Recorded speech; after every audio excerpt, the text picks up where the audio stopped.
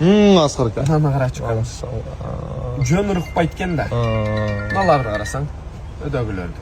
Дензе Кудроны білесің бе? Су қайерден?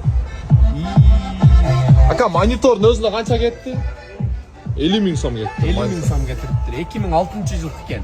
3-5. Машинаны 1 saat арчыды да мынал жерде. Машинасын өте сүйет екен. Мыналарын қара. Трешина аз да.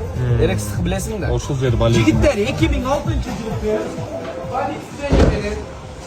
баяғы жақшы жаман екенін баяғы мындай сөз бар да. Туман тарайды, ким эшекчен, ким атчан екені білінет деген бір сөз бар. Ошоға далил ушул.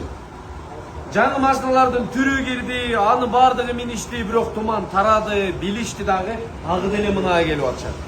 Мали спрос өтө серьезный. Өтө. Бишкек Ош 3-3-5 разницасы жоқ, түпмай.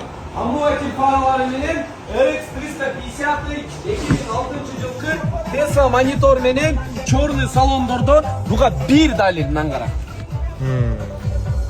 20 жыл болду кам. Мына. Мен азыр Тахо 2022 да. Мына жерде мындай трешина пайда болду. Карасаң 40.000 пробег менен болбосо. Буга буну минген илгерки абаларыбыздын жарым эле мас жүргөн да. Кондиционер иштейт экен, а? Кычаңгы болуп отурушкан илгери.